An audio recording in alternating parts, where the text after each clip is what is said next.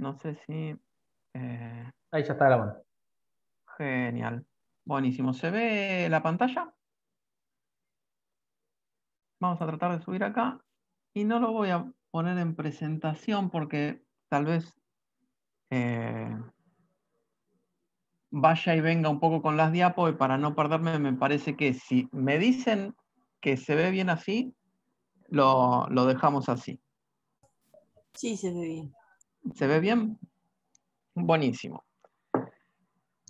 Entonces, la idea para cerrar era hablar un poco de Argentina, ¿sí? Y dentro de lo que podemos hablar de Argentina, yo particularmente tengo un cariño muy grande por este artículo que se llama Los ciclos económicos en la Argentina, del modelo primario exportador al sistema de hegemonía financiera. Es un artículo de Aldo Ferrer de 1995. ¿Lo conocen? No sé si al artículo o a Aldo o a las dos cosas o a ninguna. No, yo por lo menos no lo conozco, Juan Pablo. Está bien, está bien. Yo les cuento, o sea, yo estudié economía y estudié en la facultad que están estudiando ustedes. Entonces hice introducción a la economía, que es algo, los mismos temas que están viendo ustedes. Después hice micro 1, micro 2, macro 1, macro 2, política 1, política 2. Hice curvas, curvas, curvas, curvas, curvas. El año de la carrera me tiraron este artículo, además de muchos otros pensadores, y dije, epa, podemos llegar a pensar la economía de otra manera. Entonces, me gustó desde ese punto de vista compartirlo con ustedes. A Juan le gustó mucho la idea también, así que vamos a por ello. ¿Sí? Al autor lo conoce Nancy, buenísimo, buenísimo. Entonces, yo quiero que me escriban en el chat, si tienen el chat a mano, y si lo pueden hacer en forma individual mejor, algunas palabritas que les vengan a la cabeza, que les vengan a la mente, cuando ustedes escuchan la palabra o la frase ciclos económicos en Argentina. ¿Sí? Ustedes escuchan ciclos económicos, Argentina, economía, Argentina, ciclos. Entonces, bueno, rueda de ventas, exportador, crisis, me mandan por ahí, qué lindo. Bueno, nada, van llegando algunas palabras. Obviamente, si estamos hablando de ciclos económicos, para los que todavía no tenemos muy en claro lo que son los ciclos económicos, ahí va un gráfico. ¿Sí? ¿Qué pasa con la economía? La economía la hacen las personas. ¿Sí? Y en lo que es la actividad económica particularmente, no es que todos los días se hace lo mismo y, y es todo súper estable, sino que está demostrado, ¿no? A través de la historia, lo que se ve es que hay momentos en que la actividad empieza a crecer, a crecer, a crecer, y de repente la actividad empieza a caer, a caer, a caer. ¿Sí? Esto forma lo que los economistas llamamos ciclos. Voy a ver si se ve el cursor. Hay etapas en que la economía crece, se llaman expansiones, llegan a un punto que lo llamamos auge, ¿sí? Donde la actividad es alta con relación a todo lo que venimos transitando. Después, por alguna razón, entramos en una recesión, que es que la actividad empieza a disminuir, llegando a una depresión como punto mínimo, donde va a iniciar después un nuevo ciclo económico. ¿Sí? Me gusta que siguen llegando palabras, buenísimo. Entonces, ¿qué es un ciclo económico? Es algo que se repite y que nos indica que la economía no se maneja o no se mueve de una manera lineal y que todos los días hay la misma actividad económica, sino que hay momentos en que la actividad crece más que el promedio y hay momentos en que crece un poco menos. ¿Sí? Eso es un ciclo económico. Eso es lo que nosotros conocemos como ciclo económico. Entonces ustedes me van a decir, entonces la economía se mueve así, siempre igual, siempre llega hasta arriba y después llega hasta abajo y siempre en el mismo punto de abajo y siempre el mismo punto de arriba. Y bueno, vamos a ver qué pasó con determinados países, ¿sí? Como por ejemplo Francia, Estados Unidos, Rusia, Alemania, lo que fue la Unión, el bloque de países soviéticos y China, desde 1900 hasta el 2008. ¿Sí? ¿Qué ven ahí? ¿Alguien se anima a decirme más o menos lo que ve, además de limitas? Prácticamente no son ciclos, sino son en orden ascendente. Exactamente, o sea, si bien vemos o si bien sabemos que la economía se mueve en ciclos, lo que podemos ver es que hasta el 44, si se quiere, la actividad económica de estos países, que eran de los más importantes en el mundo y en las economías mundiales, por lo tanto, el Producto Bruto del mundo va a seguir caminos similares, estuvieron estables, oscilaron, tuvieron momentos de crecimiento, y después por acá al medio yo puse un dibujito, la verdad que me quedó medio chiquito, un caballito como un domador, ¿sí? Y se lograron domar los ciclos económicos. Y a partir de la Segunda Guerra Mundial, las economías de muchos países, si bien tienen ciclos, se ve que crecen, ¿sí? Que crecen de una manera importante. Por lo menos la línea verde, que es la de Estados Unidos, exactamente Estados Unidos, la azul, que es la de Francia, y la roja, que es la de Alemania. El bloque socialista también crece, hay que ver cómo están tomadas las estadísticas de uno y otro, pero lo que vemos es que a partir de ese momento las economías occidentales, ¿sí? Mostraron un crecimiento muy importante. ¿En dónde vemos que tuvieron pequeños retrocesos o retrocesos? Tenemos alguno por acá, en los 70s, ¿sí? Y algunos sobre fines del 2008. ¿Sí? ¿Queda más o menos claro esto? ¿Alguna pregunta? Bueno, ahí vamos. Entonces, ¿qué es lo que hace Aldo Ferrer en el artículo y que me gusta a mí que veamos para que podamos analizar la historia argentina y cómo y en base a eso poder analizar diferentes políticas argentinas? Él toma 3 periodos, ¿sí? El primer periodo que toma es el primario exportador, que lo considera desde 1880 a 1930. ¿Sí? ¿Estamos de acuerdo? Después habla de una industrialización sustitutiva de importaciones, que va de 1945 a 1975, y habla de un sistema de hegemonía financiera que va del 77, yo lo puse hasta el 2002, en realidad él lo pone hasta el momento del artículo, porque el artículo lo escribe en el 95. ¿Sí? Y yo pregunto, y quiero que ahí aprendan algún micrófono si se animan o que me escriban por el chat, ¿qué acontecimientos, ¿sí? Pudieron haber pasado o que tuvieron lugar para que cambien de un periodo a otro? ¿Se animan a tirar algún evento que pudo haber pasado ahí por el 30, por el 45, por el 77? A ver, Juan, así de una. El Sí, primer exportador, tenemos la crisis del 30, que es la Gran Depresión del 20 de Estados Unidos, con la crisis que se dio a nivel mundial, que es la caída de la compra del mundo en ese momento de lo que eran los alimentos primarios. exactamente. Después viene la parte del primer gobierno peronista. La industria sustitutiva de importaciones fue un poco lo del primer peronismo. Bien. Y que coincide con lo de la finalización de la Segunda Guerra Mundial. Me gusta. Después, Me gusta. Y después del sistema de hegemonía financiera, yo no sé si ahí entra después la crisis del petróleo, que se da en los 70. Sí, Agustín me Bueno, pone... el 72 más o menos, la crisis del petróleo. Claro, la crisis del petrodólar, exactamente, me pone Esa Agustín. es la otra. Me hablan de las crisis de los 30. Bueno, Cuando los árabes metieron la cuchara ya. Claro, a ver, digamos que los periodos que él marca de la historia argentina están basados por hechos que son internacionales, si se quiere. ¿Sí? Después, otra diapo que yo quería compartir con ustedes es la de las zonas de cultivo de clima templado. ¿Sí? Esta no sabía bien dónde ponerla, pero digo, en algún lugar tiene que entrar,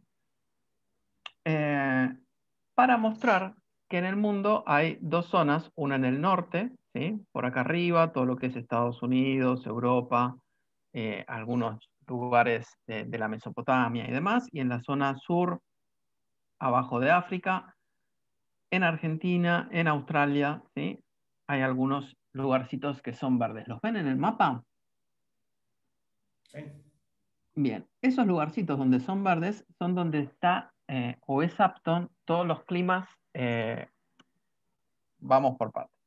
Esos pedacitos que están en verdes indican que el clima es templado y por lo tanto son aptos los cultivos de clima templado, como por ejemplo el trigo, el maíz, todos los que nosotros conocemos porque están en nuestra pampa. Fíjense el espacio que tenemos acá, si bien acá está Uruguay y demás, lo que podemos ver es que tenemos una zona extremadamente grande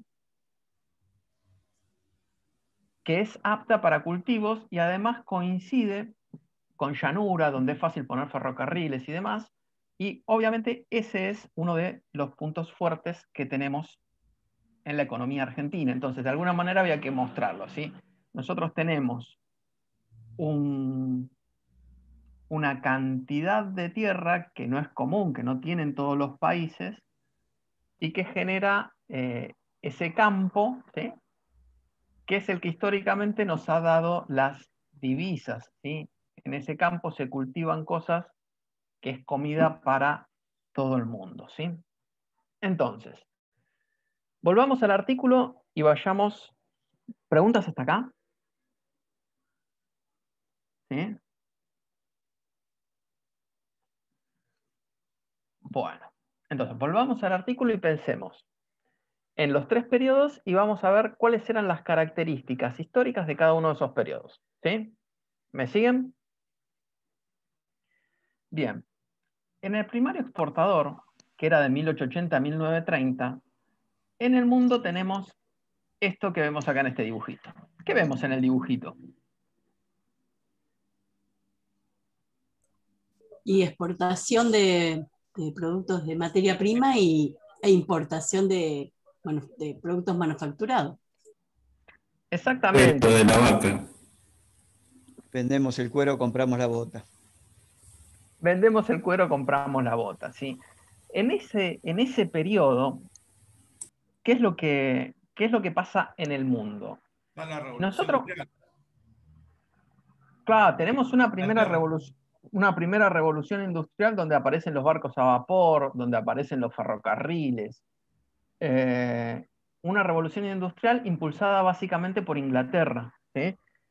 Se acoplaron varios países, pero digamos que uno de los más activos en esa época era Inglaterra. Si nosotros miramos todo lo que se compraba y se vendía en el mundo, vemos que de cada 100 pesos que se comerciaban, las 2/3 partes eran materias primas, ¿sí? 66 pesos de cada 100 que se vendían eran materias primas. Y solamente 33 pesos eran manufacturas, productos elaborados por la industria que era muy incipiente, ¿sí? En esta parte, o sea, en este periodo, hay una división internacional del comercio. ¿Qué significa? Tenemos países que son industriales, que son desarrollados y se dedican a hacer manufacturas. Y tenemos países que algunos autores los llaman periféricos, que se dedican a hacer productos de materias primas, ¿sí? Hay teorías, como la que dice David Ricardo, que dice que si cada uno se especializa en lo que sabe hacer o lo que hace mejor, o lo que hace a menor coste de oportunidad, va a tener beneficios o va a resultar mucho más ventajoso para el país hacer eso que tratar de hacer de todo un poco, que hay que especializarse. Entonces se genera una división internacional del comercio. Países centrales que se dedican a hacer manufacturas, países periféricos que, como en el caso de Argentina, nos dedicamos a hacer materias primas y comerciamos entre nosotros, ¿sí? ¿Qué pasa con los capitales? ¿Sí? Esos capitales que hay en el mundo, básicamente que existen en los países industriales, lo que hacen son operaciones de largo plazo. Y cuando digo operaciones de largo plazo, ¿qué es? Inglaterra viene con un montón de dinero y hace trenes. Pero ¿cómo hace los trenes? Con estaciones como las que conocemos, que son enormes, invirtiendo mucho capital y pensando que esa devolución va a ser de largo plazo, ¿sí? Esas son las características del primario exportador. ¿Se entiende cuáles son? ¿Más o menos queda claro?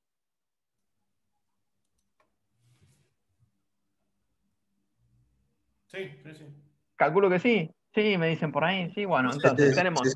¿Para quién son más beneficiosos? ¿Si para ellos o para los que dan la materia? Ah, pero eso ya lo vamos a ver, eso ya lo vamos a ver. Ahora estamos dando características, ¿sí? Entonces, de la misma manera que en el marco histórico podemos decir que en ese primario exportador se daban esas características, de repente llega la crisis de 1930.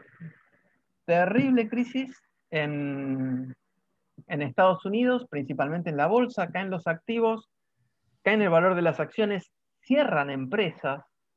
Durante meses, la Bolsa de Comercio de Nueva York y la Bolsa de Comercio de Londres estuvieron cerradas, ¿sí? O sea, dijeron, cerramos, no vendemos más acciones, las empresas se liquidaron, muchísima gente en la calle, meses hasta que se recuperan. El capitalismo venía de crisis, ¿sí? Después vamos a hablar un poquito de eso, pero esta fue una de las más duras, ¿sí? Mucha gente en la calle, mucha fábrica quebrada. Entonces los países, ¿qué hacen? Se cierran. Se cierran, se cierran, se cierran. Entonces, nada, nosotros que teníamos una relación muy de materia prima manufactura, se nos empieza a complicar. Entonces, como respuesta a esta cuestión del mundo, se empieza una industrialización sustitutiva de importaciones.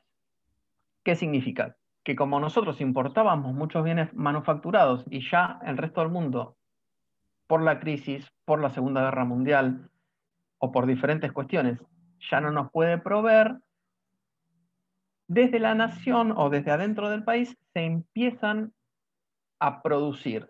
La Argentina se empieza a industrializar para sustituir esos bienes, ¿sí? En el marco histórico, ¿qué podemos decir? Que junto con la Segunda Guerra Mundial vino una revolución científico-tecnológica increíble, ¿sí? Empezaron a aparecer muchísimos nuevos productos, muchísimos avances. Pensemos que son dos mundos totalmente diferentes, el previo a la guerra y el posterior a la guerra. Con relación a qué pasa en el comercio mundial, antes veíamos que 66 pesos de cada 100 eran de productos agropecuarios, o materias primas, mejor dicho. Incluimos los metales, incluimos un montón de cosas. Ahora, solamente 33 de cada 100 pesos van a ser materias primas. Y 2/3, ¿sí? Es decir, cada 100 pesos, 66 pesos van a ser productos manufacturados. Y va a cambiar el sentido del comercio. Ya los países centrales no van a comerciar con los periféricos. La mayor parte de las compras y ventas internacionales se dan entre quienes.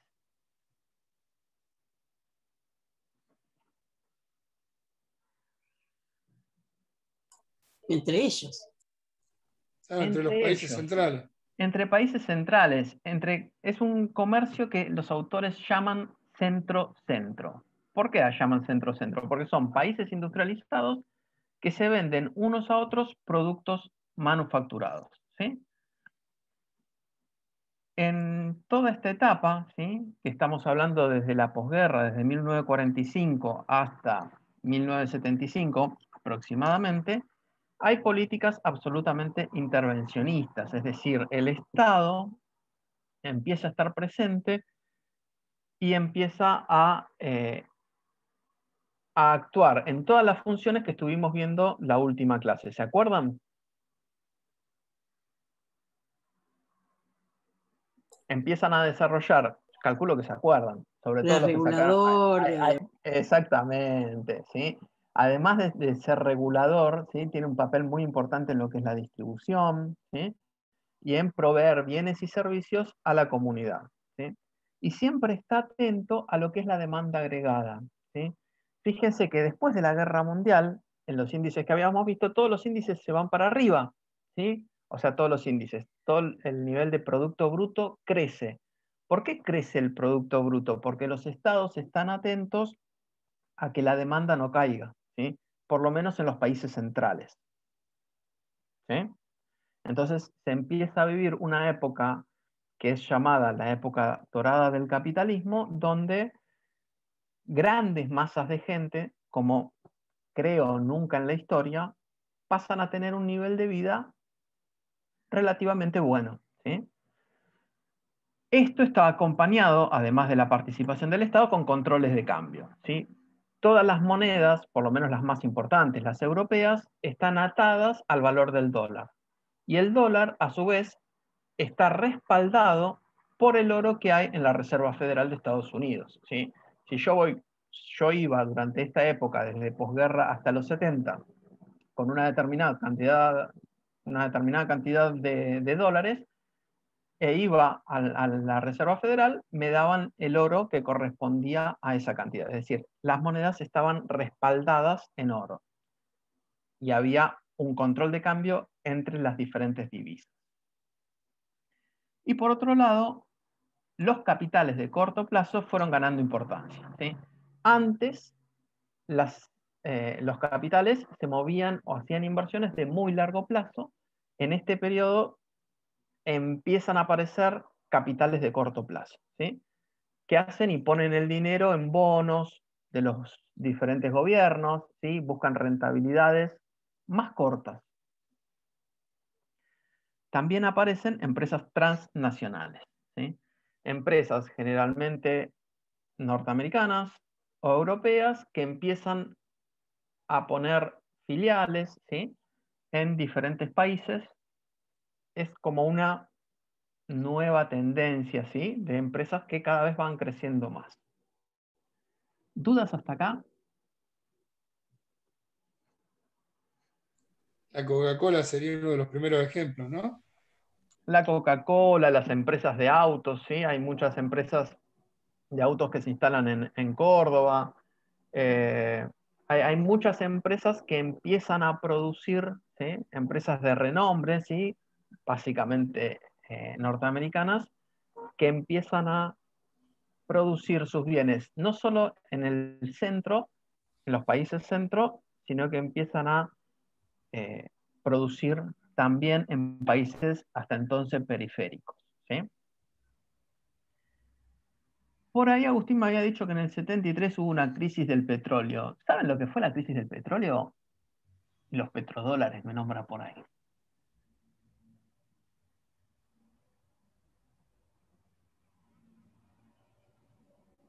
¿Alguien la escuchó en algún momento? Fue hace mucho tiempo esto, ¿no? Fue cuando se descubrió petróleo en Arabia, y a ver si mi memoria no me falla. Y bueno, eran depósitos inmensos, y eso lo que produjo que aumentara la oferta de petróleo y cayera el valor.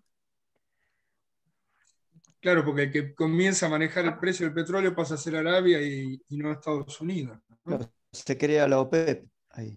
Claro, se crea Es la un, OPEP, un ¿sí? oligopolio. Exacto, como estuvimos viendo hay diferentes mercados, ¿sí? De la misma manera que son pocos los países que tienen zonas de cultivo de clima cálido, no en todo el mundo hay petróleo, ¿sí? Hay en algunos lugares. E imagínense lo que dijimos acá, ¿no? Lo que dijimos, desde el 45 los países empiezan a intervenir, hay controles de cambio, siempre se preocupan en mantener la demanda alta, por lo tanto hay cada vez más bienes, más bienes, más bienes, más bienes. Todo este crecimiento que se da desde posguerra hasta el 70 se hace en base al petróleo, ¿sí? El que mueve esa economía, el transporte, la energía, o sea, imagínense cada vez más autos, cada vez más camiones, cada vez más barcos, cada vez más electricidad. Todo eso está hecho a base de petróleo, ¿sí? Y de repente crean la OPEP y de repente dicen, a partir de mañana el dólar. El petróleo va a valer 4 veces más. ¿Qué puede pasar si pasa eso? Los países que tienen petróleo tienen mayor concentración de riqueza que el otro. Totalmente. O sea, por un lado, Si yo multiplico por 4 en La curva muy que vos poco... pones ahí es de los países centrales. Los países chiquitos no están en la curva esa. No ha sido igual la curva ascendente, ¿no? No, o sea, cada país tiene su curva particular y esto es los países centrales, ¿sí? Después cada país tiene su propio crecimiento, o sea, tuvo un crecimiento distinto. El La tema era cuestión que es, el alza del petróleo lo que hace es generar la suba generalizada de todos los productos en el mundo que dependían del petróleo, que en general en la mayoría, porque la industria, todo se movía a través del petróleo.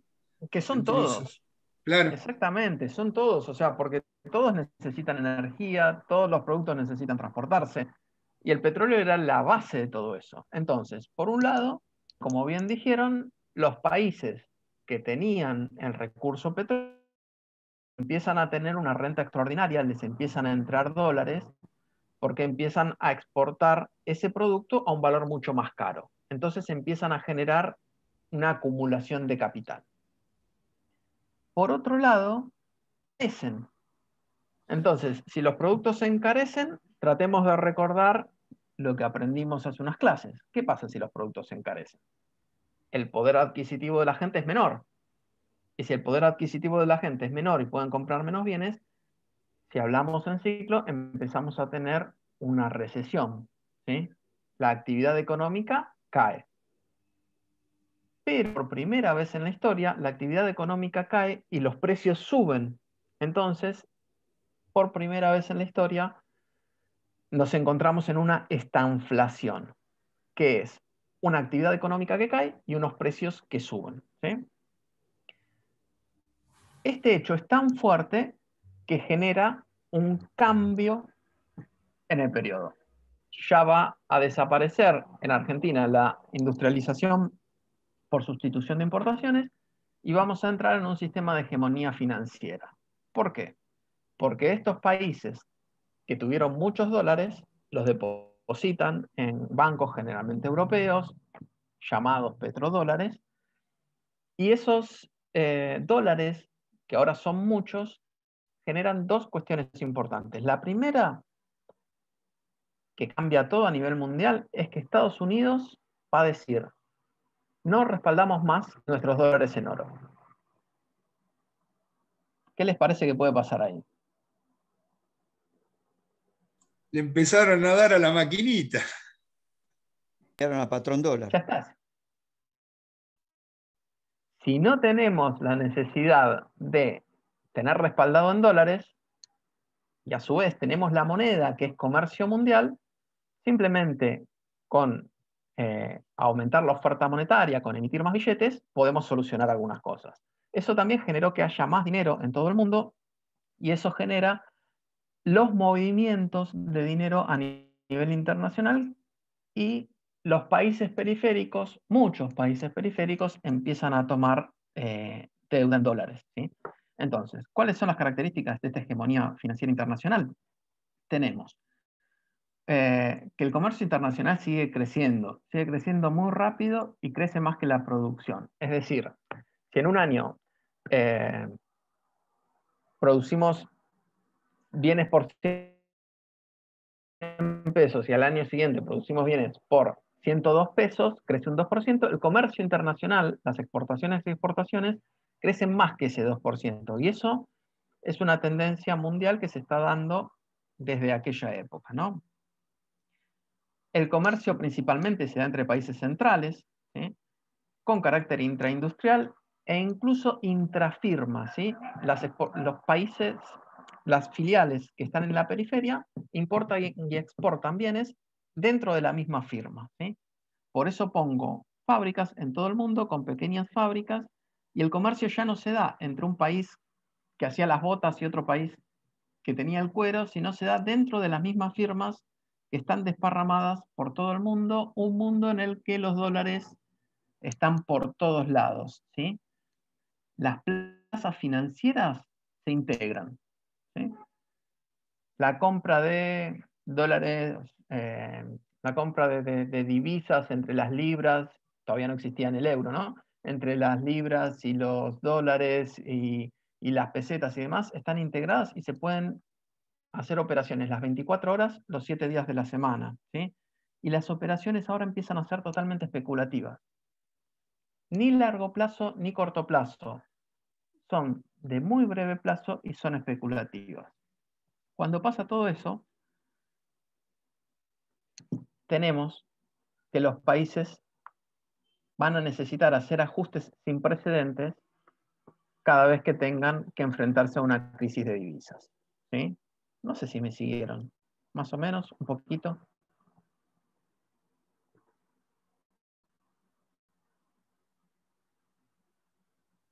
¿Se entiende? ¿No se entiende? ¿Alguno? Lo del que me responda? ajuste, te pediría que lo amplíes un poquito, Juan.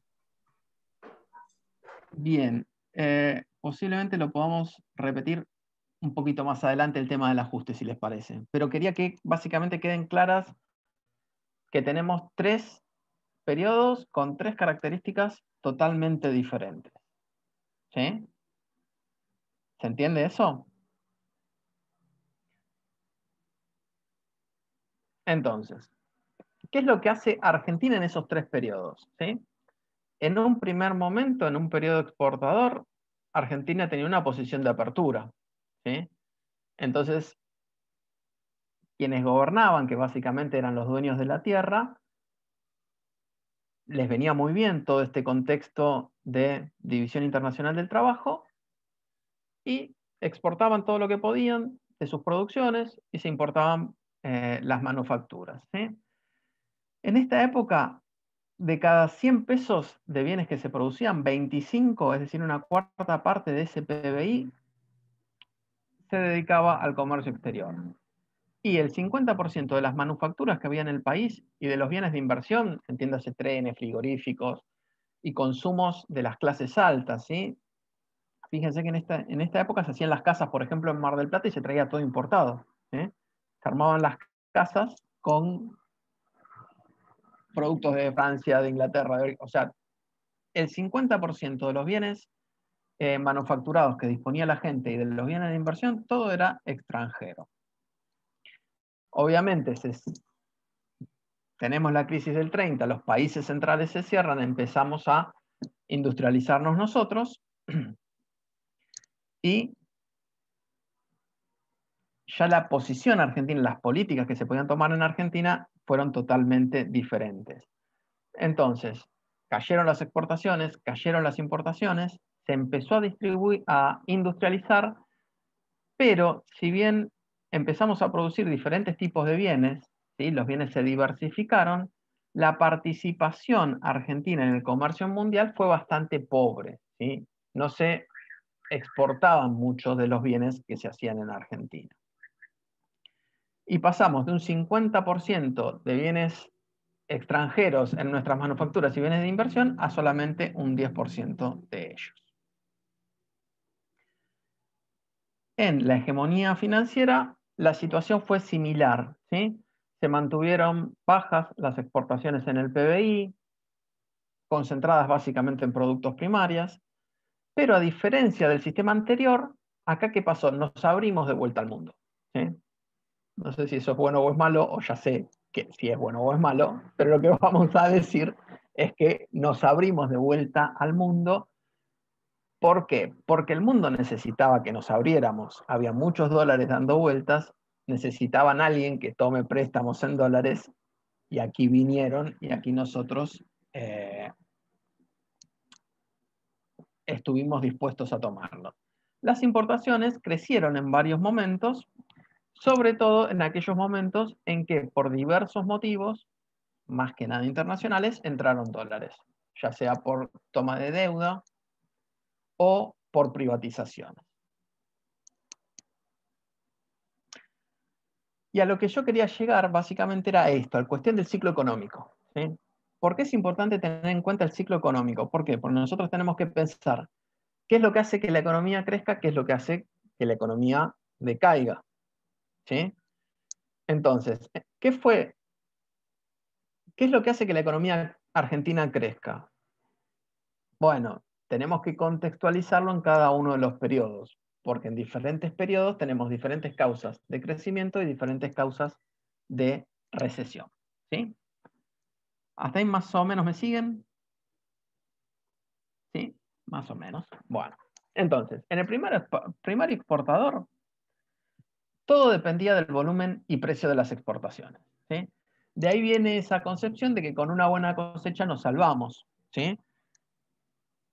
Nosotros logramos exportar bastante y tenemos la suerte de tener buenos precios de nuestro trigo, de nuestro maíz, de nuestras vacas, según la época, ¿sí? Porque el campo siempre pudo adaptarse al negocio que mejor venía, a la soja en este momento. Entonces, en ese ciclo, una buena exportación, ya sea por volumen o por precios, generaba muchísimas divisas, y esas divisas motorizaban el nivel de actividad económica del país. ¿Sí? Obviamente, en los periodos donde no había buenas exportaciones, no había dinero y las importaciones también caían. Entonces se balanceaban. Las empresas internacionales, básicamente inglesas, que tenían los frigoríficos y los ferrocarriles, en las épocas buenas podían mandar utilidades a sus casas matrices, en las épocas flojas no enviaban tantas utilidades. Por lo tanto, por todas esas características, los desequilibrios podemos decir que fueron coyunturales y no estructurales. ¿Sí? ¿Por qué? Porque lo que marcaba el ciclo eran las exportaciones. Si eran buenas, teníamos más nivel de actividad. Si teníamos más nivel de actividad y teníamos más libras en ese momento, no más dólares, podíamos comprar más Inglaterra. Y a su vez, si había más libras, las empresas, frigoríficos, ferrocarriles y demás, podían mandar más utilidades a sus casas matrices. ¿Qué pasa en la industrialización sustitutiva de importaciones? Acá, después de la crisis y después de la guerra mundial, es como que nos desacoplamos del mundo. ¿Sí? Nos empezamos a mirar un poco para adentro, tenemos que hacer nuestras propias importaciones, o sea, tenemos que hacer nuestros propios bienes, no los podemos importar más, y entramos en ciclos que se llaman de stop and go. ¿Sí? Estos ciclos de stop and go, capaz que los escucharon en algún momento. ¿Los han escuchado? Básicamente lo que dicen es que las exportaciones están dadas por la capacidad productiva del país, ¿sí? Y en nuestro caso por nuestro campo, ¿sí? Son estables. En cambio, las importaciones van a depender del nivel de actividad. A medida que el país crece, va a necesitar más importaciones. ¿Por qué? Porque va a haber empresas que quieran abrir una fábrica y esas máquinas las van a tener que importar, porque va a haber más gente que consuma y quiera comprar importaciones. Entonces, si cuando la actividad económica sube, las importaciones suben y las exportaciones son siempre las mismas, va a haber un momento en que las exportaciones no generen los dólares suficientes para pagar esas importaciones. Entonces, crecemos hasta que las exportaciones nos ponen un techo y dicen, hasta acá tenemos divisas. Rebotan, ¿y qué hacen los países? Ajustes. ¿Sí? El ajuste básicamente lo que hace es devaluar la moneda, entonces de esa manera las importaciones se vuelven caras y caen abruptamente. Las exportaciones siempre siguen iguales, entonces cuando llegan a determinado punto, ajuste, y después volvemos a iniciar otro ciclo, empezamos con el go, el nivel de exportaciones nos dicen stop. ¿Sí? Por eso se llama... ¿sí?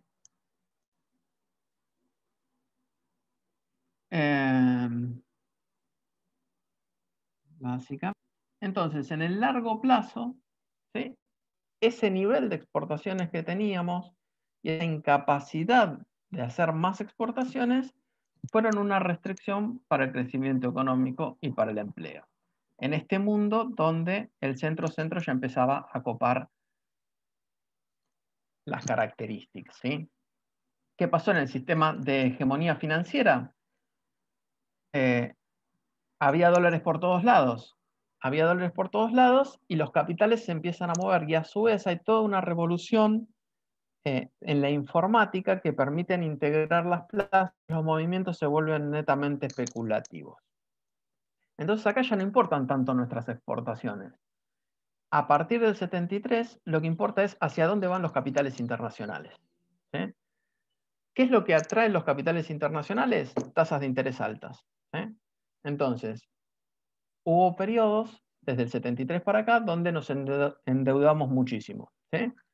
Básicamente durante la dictadura y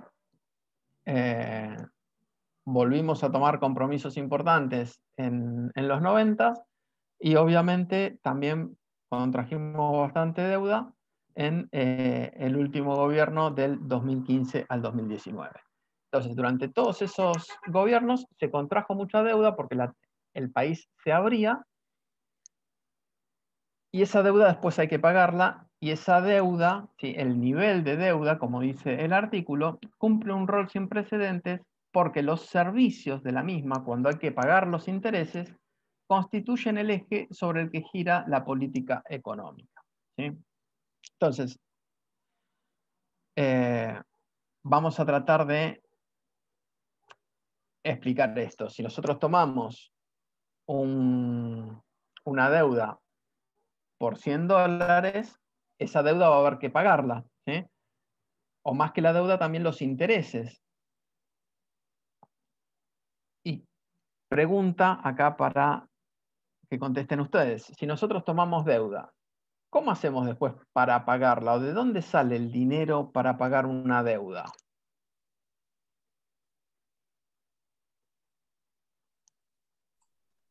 Y uno de los lugares es el superávit de la balanza comercial, que permita aumentar las reservas del Banco Central. Bien, exactamente. O sea, si nosotros tomamos una deuda en dólares, la tenemos que pagar en dólares. Y la única manera de poder pagar en dólares es exportando más de lo que importamos. ¿Sí? Y la única manera de poder exportar más de lo que importamos es restringir las importaciones y de esa manera disminuir la disponibilidad de bienes que va a tener el país y por eso la actividad económica. ¿Sí? Entonces, lo que dice el artículo es que hay que tener mucho cuidado con los capitales internacionales en este periodo, porque los servicios de la deuda, los intereses y la devolución de capitales nos van a implicar un esfuerzo de exportaciones con respecto a importaciones. ¿Sí? ¿Queda claro eso más o menos? Tengo una pregunta. Sí. ¿Por qué históricamente siempre la toma de deuda, no se, a mi entender, no se prevé para el pago futuro? Porque se toma deuda daría la impresión de que se toma la deuda al tuntún sin pensar que no se va a poder devolver, que las condiciones son imposibles y siempre termina cayendo en la producción, en el que produce. Termina siendo por medio de impuestos y demás el que paga esa deuda, como que se tomara deuda sin un plan a futuro. Nunca entiendo por qué por qué se hace así. Yo calculo que es porque quien toma la deuda sabe que va a estar en el cargo un tiempo, no más. Es decir, no se toma como un plan, sino no que hay política de Estado. Es una cuestión de momento y nada más. No se prevé a futuro, a 20, 30, 15, lo que sea que lamentablemente, se corresponda a la deuda, digamos. Lamentablemente yo creo que va más por ahí, más por una situación de un contexto histórico, si existe la posibilidad de tomarla o no tomarla, y dentro de eso, algunos gobiernos pensando en que no van a ser ellos los que lo tengan que devolver, toman más deuda de la que podría tomarse. Lo digo desde el nivel del Estado, también los particulares toman deuda internacional. ¿Sí? Durante el periodo de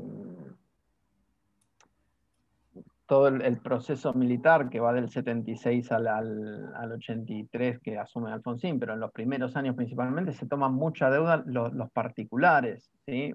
Porque era un contexto internacional que daba para eso. Deuda que después absorbió el Estado. que terminamos pagando todos. Exactamente, en la medida en que se pueda pagar, porque hay que ver cómo se va pagando la deuda. La deuda que tomó el último gobierno, lo que hizo este gobierno fue aplazar los términos. ¿Quién la va a pagar y cómo? Es una muy buena pregunta. Pero bueno, hay momentos en que se toma deuda. Yo creo que es más el contexto internacional que favorece esa toma, pero no hay un proyecto de país, me parece a de mí, colores. No hay un proyecto de país que haga viable la devolución en términos de que se hizo algo con eso, ¿no? Pero bueno, son las circunstancias internacionales, es donde estamos nosotros en el mundo también. Básicamente, ¿sí? Básicamente, y volviendo al artículo, lo que yo quería que veamos es que dependiendo del contexto histórico, es cómo se han tomado las políticas en el país, ¿sí? Y quería también un poco vincular esto que vimos, esto de los periodos históricos, con lo que habíamos visto antes, ¿sí? Nosotros vimos que había mercados, ¿sí? Entonces, nosotros tenemos una imagen, yo a Juan lo que le admiro es que pone todas cosas súper modernas, yo me fui a los clásicos, pero bueno, calculo que lo habrán visto en algún lado, ¿sí? Una imagen campera, ¿sí? Que podemos asociar a muchos años atrás, y una imagen un poco más moderna de los supersónicos, ¿sí? Entonces, ¿en cuál de las dos imágenes podemos ver más mercados? De los supersónicos. En los supersónicos, totalmente. ¿Coinciden en eso? O sea, pensemos cuáles son los bienes que han comprado los gauchos que tenemos ahí. El caballo posiblemente sea hijo de otros caballos, no lo han comprado. El alambrado, el techo, las paredes de la casa, yo creo que no le han pagado a nadie, lo han hecho ellos en las tardes libres, ¿no? Después tenemos un mate que tal vez estuvo secándose la yerba por ahí. Tenemos un horno que también es muy probable que haya sido elaboración propia. Yo no creo que ese perro que está tirado ahí coma Doggy o alguna marca de alimento balanceado, ¿sí? Es decir, tenemos muy pocos bienes, sacando el facón y alguna vestimenta y demás, tenemos pocos bienes, ¿sí? ¿Y qué pasó a medida de que el mundo creció y evolucionó y llegamos al futuro? Y cada vez necesitamos más. Tenemos cada vez más bienes, ¿sí? O sea, es decir, la cantidad de bienes que se comercializan son cada vez mayores. Agarré una imagen que tiene que ver con la salud, porque en la salud lo podemos ver incluso mucho más claro, ¿sí? Antes había un médico. Ahora los médicos pueden pensar en qué mercado trabajan, si son cardiólogos, si son pediatras, si son anestesistas, ¿sí? O sea, cada vez tenemos más bienes y más servicios. Entonces, lo que uno se pregunta es, ¿por qué Argentina ha perdido? ¿Sí? ¿Por qué Argentina ha perdido, si se quiere, cierta importancia a nivel mundial? Entonces uno dice, bueno, porque en ciertos periodos estaba acoplada a lo que pasaba en el mundo. Pero en el mundo, después de la Segunda Guerra Mundial, hubo toda una revolución, ¿sí?, científico-tecnológica, que Argentina, a mi entender, no se supo sumar o no supo capitalizar, ¿sí? Eso obviamente es una consecuencia de gobiernos y empresarios, ¿no? Me parece a mí. O sea, no hubo y podemos incluir a los trabajadores si queremos también. O sea, no hubo un acuerdo nacional que permita decir, veamos esto y encaremos por ahí. ¿Por qué? Porque no es que hagamos peor lo que hacíamos, es que hay que hacer muchas más cosas y el país no se encaminó en eso. No sé si les cierra un poco esa idea. Sí, pero Dígalo. sí, pero a base de otras cosas también, porque vos cuando decís, a partir del 45 hubo una sustitución de importaciones, pero después también cuando derrocaron a Perón hubo gobiernos que no siguieron la misma línea, o sea, no somos un país que siguió democráticamente, pasaron un montón de cosas en el medio, y no fueron justamente los que gobernaban, estaban a favor de Argentina, sino...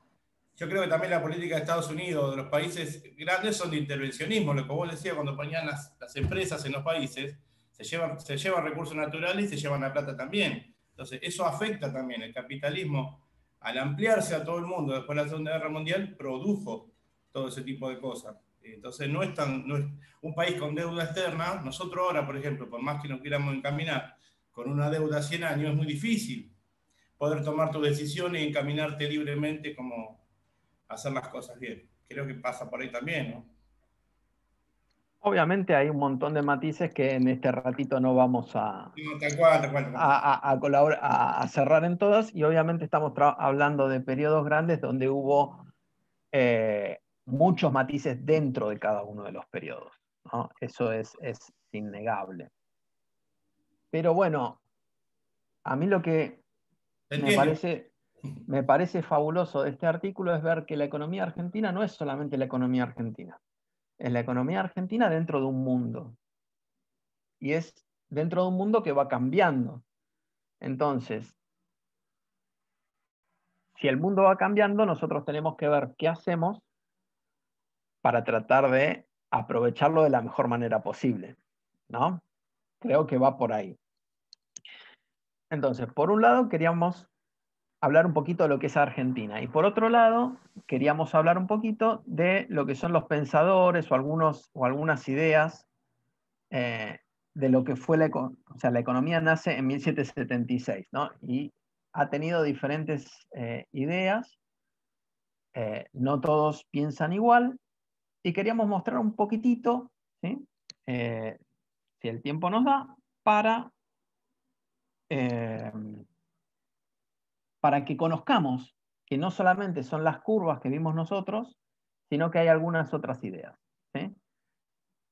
Lo que les propongo es que me miren a esas personas que tenemos por ahí y que las ordenemos cronológicamente, ¿sí? O sea, lo primero que vamos a tratar de hacer es ordenar cronológicamente a estos 5 personajes que tenemos por acá abajo, y para eso voy a necesitar la ayuda de ustedes.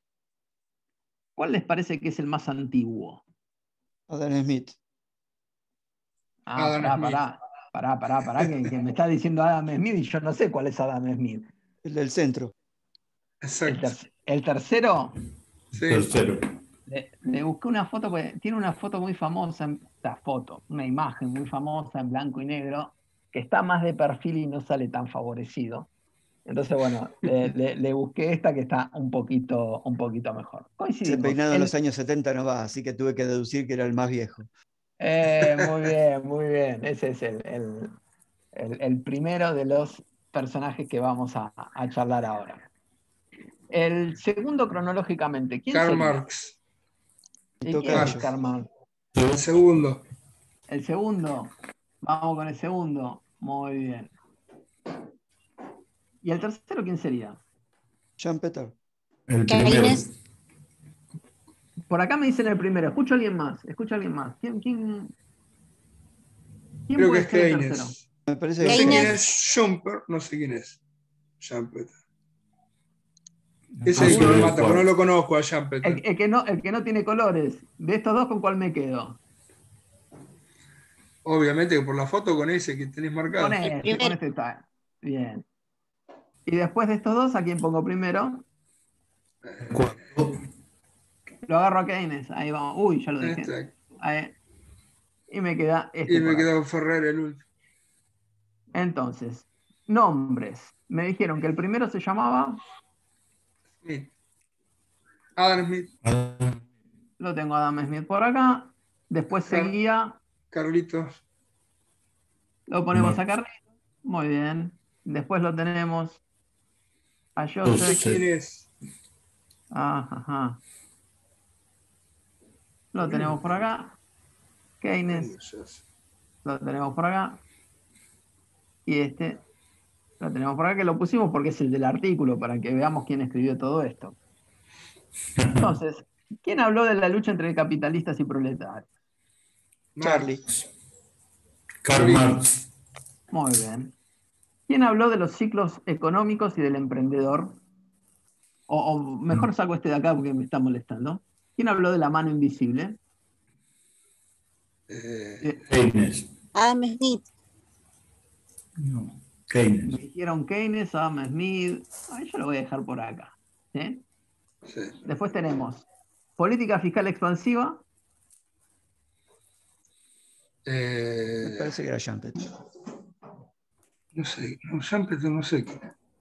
No. Para que lo quiero achicar y no puedo. Ahí vamos. Política fiscal expansiva y lo vamos a poner a Keynes. En desarrollo e industrialización, Vamos a poner a nuestro amigo del día de hoy. Y los ciclos económicos y el emprendedor lo vamos a poner a Joseph. ¿Sí? Muy bien. No lo tengo. Bueno, vamos a hablar un poquito de ellos. ¿Quieren? Dale. Lo que podemos ver es que cada uno describió lo mejor que pudo lo que vivió. ¿Sí? Pensemos, que Adam Smith escribe en 1776, entonces lo tenemos que juzgar, si se quiere, a la luz de lo que pasaba en esa época. ¿Sí? Una revolución industrial muy incipiente. El tipo, ¿de dónde? ¿Tienen idea de dónde es Adam Smith? ¿Inglés? El tipo es británico. ¿Sí? Sí. Si bien publicó en Londres, es de un poquito más arriba. Es británico. ¿Y qué es lo que veía? Lo que veía es que en un mundo donde la iglesia tenía una posición importante, donde los artesanos manejaban las manufacturas o las artesanías, en donde los terratenientes tenían mucha fuerza, él ve que la riqueza está en lo que se produce. ¿Sí? A su vez, el mundo que empieza, que tuvo un periodo de colonización muy importante, ya se estaba acabando, o sea, ya los países estaban controlando todo. Entonces, ¿dónde está la riqueza? Y la riqueza está en lo que se produce, dice Adam Smith. ¿Y qué es lo que tenemos que hacer? Lo que tenemos que hacer es que se produzca la mayor cantidad posible. ¿Y cómo se logra eso? Con división del trabajo. O sea, si logramos adaptar esa producción, o sea, generar los mecanismos para hacer lo más eficientes posibles, cada uno haciendo una tarea específica, vamos a lograr que la producción sea mucho mayor. Y a su vez habla de una mano invisible. ¿Sí? Lo que dice es, tenemos que dejar que los empresarios digan cómo se va a producir y que los consumidores digan cómo vamos qué es lo que quieren consumir. Y de esa manera vamos a tener muchos bienes y mucha riqueza. Que para su momento me parece que fue una idea sumamente racional y positiva. ¿Sí? Hasta ese momento había mucha... o sea, no había un desarrollo de bienes materiales. ¿Sí? La gente la pasaba mal. Entonces, el tipo lo que dice es, todos vamos a vivir mejor si tenemos más bienes. Y vamos a tener más bienes si dejamos libres a los empresarios y a los consumidores que hagan lo que realmente quiere hacer cada uno buscando su beneficio. ¿Sí? Y es lo que seguimos enseñando hoy en las facultades de economía. ¿Sí? Que fue muy importante y marcó un antes y un después en su época. El segundo que tenemos es a Karl Marx. ¿Qué podemos decir de Marx? ¿Alguien quiere tirar algún comentario de él? Y que lo primero que dijo fue que la ganancia no era algo que venía de la nada, sino que era el plus con el cual se quedaba el capitalista que le sacaba al trabajador, y desarrolló la teoría de la plusvalía, que en realidad es de dónde sale la ganancia en el sistema productivo explicado, tanto por Smith como lo que hoy explicamos o vimos en las clases anteriores. Claro, tal cual. Digamos que Karl Marx es lo que yo puse ahí, pongo lucha capitalistas proletarios, ¿sí? Y el tipo lo que hace es vivir en el siglo XIX y ver la realidad de lo que estaba pasando con esa revolución industrial y con esos capitalistas. Esos capitalistas habían empezado a acumular cada vez más capital, tenían fábricas y tenían trabajadores en condiciones poco dignas, ¿sí? Esto generó un montón de rechazos, no solamente de Karl Marx, sino de un montón de anarquistas, socialistas. Acá empiezan a nacer un montón de pensamientos, de corrientes, de posiciones a favor de trabajadores, ¿sí? Es decir, en un mundo que era cada vez menos agrícola, que era cada vez más urbano, donde había cada vez más fábricas, donde había cada vez más capitalistas, donde se empieza a observar claramente en todas las ciudades de Europa esa vida poco digna que se le estaba dando a los trabajadores. Entonces, aparecen diferentes corrientes, y dentro de todas esas corrientes, Marx hace todo una cuestión teórica realmente de un trabajo intelectual más que interesante, donde describe la evolución, ¿sí? Describe una evolución que va desde un mundo esclavo, ¿sí? Pasa por un mundo feudal, llega a un mundo capitalista, y lo que hace es analizar las relaciones de producción en cada uno de esos periodos, ¿sí?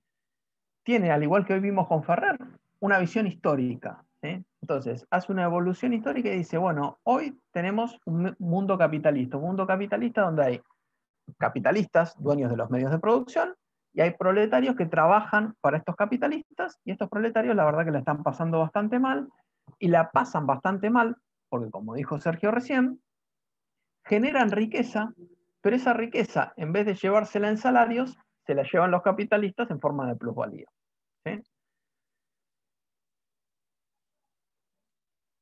Él además, en su teoría, lo que es, no habla de ciclos, pero sí de crisis del capitalismo, que las crisis van a ser cada vez más fuertes y que van a llevar a un comunismo, ¿sí? Todo eso es sumamente visible y sumamente estaba muy notorio en ese siglo XIX. Las crisis capitalistas eran muy grandes porque los ciclos, ¿sí? ¿Recuerdan los ciclos? Los ciclos eran muy fuertes y cuando caían, caían en serio. Entonces, eso, dice Karl Marx, se va a llevar la crisis del capitalismo y que van a llevar a que las sociedades se vuelvan comunistas. Joseph Schumpeter es un economista austríaco, nace en Austria y después de 1930 se va a vivir a Estados Unidos, entonces es austríaco norteamericano. ¿Por qué lo puse? Para que vean que hay gente que dijo de todo, ¿sí? ¿Qué dijo este tipo? Creo que la mayoría no ha oído hablar de Tercero, pero buenísimo. No ha escuchado hablar de él. Él es muy famoso por sus teorías de ciclos económicos. Él dice que hay 3 tipos de ciclos económicos, desde los muy cortos, que duran un par de meses, hasta ciclos que van en periodos de 60 años. Y dice algo muy interesante que contradice a Adam Smith, pero va totalmente por otro lado de lo que dice Karl Marx. ¿Recuerdan que había diferentes mercados? ¿Recuerdan cuál era el mejor mercado? O sea, ¿cuál era el que generaba mayor beneficios y era el más eficiente y en el cual todos estaban mejor? El de competencia perfecta. El mercado ideal. El Competencia mercado ideal, perfecta. y escuché competencia perfecta por ahí, ¿sí? Claro, decíamos, ¿y qué pasa en la competencia perfecta? Tenemos muchos compradores, muchos vendedores, entonces veíamos que competían entre ellos y llegaban a un precio que era el que daba mayor beneficio a los capitalistas, digamos a los empresarios, y daba mayor bienestar a los consumidores. Bueno, Schumpeter dice, eso no es así. Nada que ver. Dice, el capitalismo es capitalismo por todos los avances que lograron los capitalistas. Y estos avances no tienen nada que ver con la competencia perfecta, tienen que ver con los monopolios. ¿Cómo? Claro, dice, en el capitalismo, no sé, se inventa el auto. Y es uno el que inventa el auto y son todos los que disfrutan del auto. En el capitalismo se inventa la comida rápida. Y es uno el que inventa la comida rápida y todos disfrutan de la comida rápida. Es decir, el capitalismo avanza porque hay emprendedores. No emprendedores que hacen un frasquito de mermelada. No, emprendedores que rompen con el orden que existía hasta ese momento. Él habla de una destrucción creativa, rompe con el orden que había hasta ese momento y generan un nuevo producto, generan una nueva manera de hacer las cosas, generan una manera de bajar los costos de manera abrupta, y eso es lo que hace que la sociedad mejore. Entonces lo que tenemos que hacer es generar todos los mecanismos para que existan muchos emprendedores y de esa manera el ciclo económico tome impulso.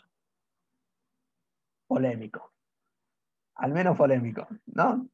No. Bueno, algunos están de acuerdo, otros no, pero me pareció un tipo que había que nombrarlo simplemente para decir cómo podemos contradecirnos los economistas en las ideas básicas, ¿sí? Uno dice, lo mejor es la competencia perfecta, el otro dice, no, no, no, nada que ver, lo mejor es el monopolio porque de esa manera crecemos. Schumpeter también creía que el capitalismo se iba a terminar, pero no por su fracaso como Marx, sino por su éxito. Lo dejo ahí. Y seguimos con Keynes. Keynes es quien desarrolla toda la teoría macroeconómica llamada después, que significa que no miremos los mercados aislados, sino que miremos lo que hace el conjunto del país y en base a eso pongamos políticas fiscales y políticas impositivas como los que vimos en la clase pasada, ¿sí? Además de eso, hay políticas monetarias, hay políticas cambiarias, pero sin lugar a dudas, lo que él dice es que tenemos que estar muy atentos a la demanda agregada, que tenemos que estar muy atentos a que si los empresarios no invierten lo suficiente como para que todos estén ocupados, el Estado tiene que intervenir. Entonces el Estado toma otro rumbo y si volvemos a esta firmina de acá, Keynes es el que, después de la Segunda Guerra Mundial, lo tenemos ahí, domó el ciclo económico, ¿sí? Ya no tenemos más crisis, sino que nos vamos para arriba, gracias a las políticas aplicadas, las políticas keynesianas aplicadas en los países principalmente centrales y de posguerra. Lo que yo recordaba es que en la primera presidencia de Roosevelt tomó las teorías de Keynes para generar trabajo y sacar a la gente del pozo que se metió en la crisis de la bolsa en los años 30. Exactamente, o sea, Keynes no solamente fue un teórico, sino que tuvo una participación política muy activa, ¿sí? En Inglaterra, y él fue un tipo muy crítico con el Tratado de Paz de la Primera Guerra, predijo una Segunda Guerra Mundial y fueron sus políticas que él escribe en los 30 las que se toman en consideración para hacer el Tratado de Paz de la Segunda Guerra Mundial y que permite la expansión de la economía occidental, ¿sí? Para mí, si me dan a elegir, yo siempre quiero vivir post-Keynes y no antes Keynes. Porque gracias a las políticas llevadas a cabo por Keynes, las grandes masas populares llegaron a niveles de vida que yo sinceramente no conozco en ningún lugar del mundo, en ninguna época anteriores a estas. vida humana fue siempre bastante dura, ¿sí? Con muchas crisis, con muchas enfermedades, con mucha pobreza, con mucho hambre, hasta que llegó Keynes. O sea, para mí es un tipo muy, muy respetable desde ese punto de vista. Y es la evolución misma de la economía. O sea, el capitalismo tuvo que pasar por un montón de procesos para que se lleguen a esas ideas y esas ideas puedan llegar a nacer. Y después, la última fotito puse a Aldo Ferrer porque era el del artículo, pero también podría haber puesto a Prebisch o a cualquier economista de los que podemos llamar desarrollistas, ¿sí? Y de los que tienen como objetivo la industrialización como mecanismo para que los países crezcan, ¿sí? Medianamente esos son los que quería nombrar. Y en base a esto yo quiero escucharlos un poco a ustedes. A ver que me opinen un poco de las ideas de esta gente, que me digan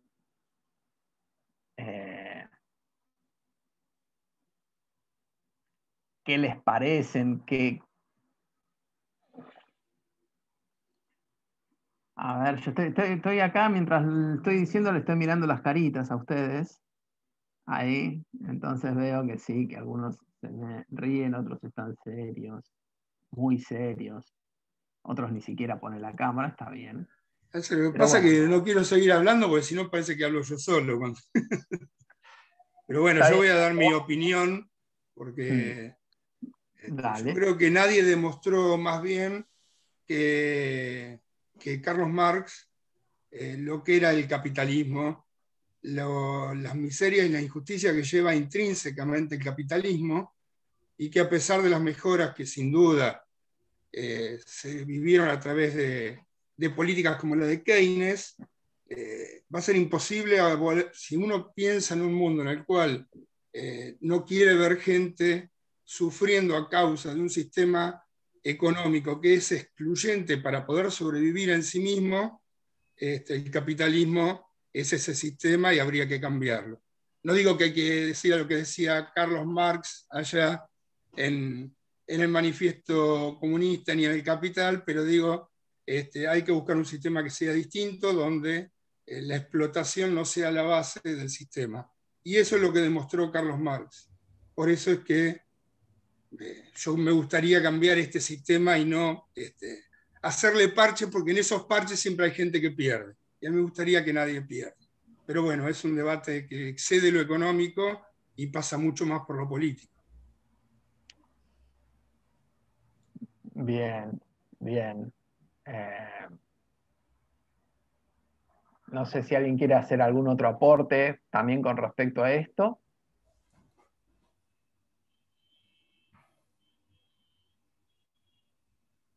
Bueno, desde mi punto de vista, y teniendo en cuenta quiénes somos nosotros, que somos Perdón, trabajadores. Juan, que hablen. Hay gente que sabe de esto, que conoce, que Sí, yo puede hablar sé. y mucho, que se están callando la boca acá adentro. ¿Vos qué me decís? Que ponerle, no sé, capaz que a Lucas, Agustín, alguien quiere decir algo más, si no, no me dice. Por favor, Michelo, Juan. No, yo siempre hablo, así que ya dije lo que tenía que decir. Estoy de acuerdo con Sergio, totalmente de acuerdo con lo que dijo Sergio. Bien. Lucas, por ahí, bueno. Yo creo que cada cual dentro de los personajes que tratamos de charlar hoy dijo su verdad en su momento histórico. Indudablemente nosotros, digo todos los estudiantes de esta carrera, y me incluyo, somos trabajadores y creo que desde el rol trabajador y sistema capitalista, Marx fue una de las personas que hizo un desarrollo intelectualmente impecable, y tan así que 170 años después seguimos hablando de eso, más allá de que estemos de acuerdo o no. ¿Sí? Yo creo que hizo una descripción de las situaciones muy claras y que muchas de sus ideas siguen hoy tan vigentes como en un primer momento, ¿sí? Sin lugar a dudas. Entonces, para cerrar, había pensado en si cambiaron las condiciones en las que habíamos visto en el artículo y cuáles son los principales desafíos. Y sin lugar a dudas, los principales desafíos que plantean los economistas hoy en día a nivel mundial es la desigualdad, ¿sí? O sea, como que hay un cierto consenso en que hay una desigualdad muy grande en la economía del mundo y casi todas las líneas teóricas van hacia ese lado, ¿sí? A trabajar de cómo resolvemos los problemas básicamente de desigualdad y de personas que viven en condiciones que realmente no deberían existir con el nivel tecnológico, con el nivel teórico y demás que tenemos hoy en día en el desarrollo de la economía, en el desarrollo del aparato productivo, etcétera, etcétera. Pero bueno, ya aparte queda fuera la economía y entra el debate político del que hablaba recién Sergio, ¿no es cierto? Si sabemos cuál es el problema, creo que nunca nos vamos a poner de acuerdo en cómo enfrentarlo. Pero los economistas estamos ahí tirando ideas y tratando de desarrollar teorías de un lado y del otro para que esto, para que haya herramientas para que esto no sea así, ¿sí? Yo creo que todos coincidimos en qué es lo que queremos, ¿sí? No nos vamos a poner de acuerdo posiblemente en la manera, pero bueno, para eso, o mejor dicho, por eso mismo existe la ciencia, ¿no? En que no hay una respuesta perfecta, sino que son todas búsquedas, y en esas búsquedas estamos. Y se me quedaron todos callados. Perdón, Juan, yo quería que participen, pero... Obviamente han participado mucho más que cuando yo me pongo a hablar, así que enhorabuena. Así que bueno, nada. No sé si sirvió de cierre, no sé qué les pareció, pero queríamos dar un poquito otra mirada y otro enfoque a lo que habían sido los primeros encuentros. Complementando un poquito lo que decía Juan, ¿sí? El objetivo, ¿sí? de esta clase diferente, ¿sí? que hoy encaramos, y tuvo que ver también con alguna demanda que vino de parte de ustedes durante el transcurso de las clases, ¿sí? Que tenía que ver con que tengamos en cuenta nosotros que estamos acotados con los tiempos y con las posibilidades de desplayarnos sobre algunos temas y de ir buscando variantes, ¿sí? de muchos de los temas que estuvimos viendo. Hay unos contenidos mínimos que tenemos que respetar y que tenemos que enseñar o recordar, a muchos de ustedes ya lo saben, ¿sí? Pero no queríamos dejar de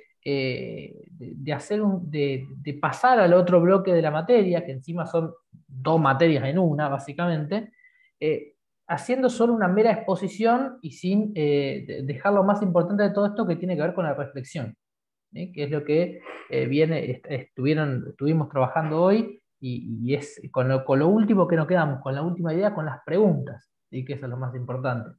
Siempre todo lo que es el aprendizaje, cualquier materia, ¿sí? Obviamente tenemos contenidos de autores de doctrina, que ya estuvieron desarrollando, autores y demás. Ahora, lo importante de todo esto es que en cualquier campo que nosotros estemos estudiando, y más en este aspecto de la economía, podamos hacernos preguntas, ¿sí? Y que esas preguntas sean disparadores para, qué sé yo, quizás sean futuras cuestiones, futuras charlas que podamos tener, o futuras cuestiones que les puedan surgir y que puedan hacer que ustedes se planteen nuevos interrogantes y nuevas formas de ver y de ampliar el conocimiento que ustedes tienen, ¿sí? Así que bueno, más que nada, desde allí que tuvo pensado esta clase, esperemos de que les haya sido útil, que les haya gustado, y más que nada, así no se cansan siempre de escucharme a mí hablando y comentando los contenidos conceptuales, ¿sí? Y bueno, y dejar este espacio abierto para la reflexión. Siempre tenemos el espacio abierto, pero bueno, hay veces que por cuestiones de tiempo y por cuestiones de programa y de contenidos mínimos, hay ciertas cosas que tenemos que dictar sí o sí, ¿sí? Para cumplir con lo que estamos trabajando, ¿sí? Así que esperamos que les haya gustado. Sí, estuvo muy buena la clase, por la parte de dar los contextos que se desarrollaban las distintas modalidades y cambios económicos que hubo en el país.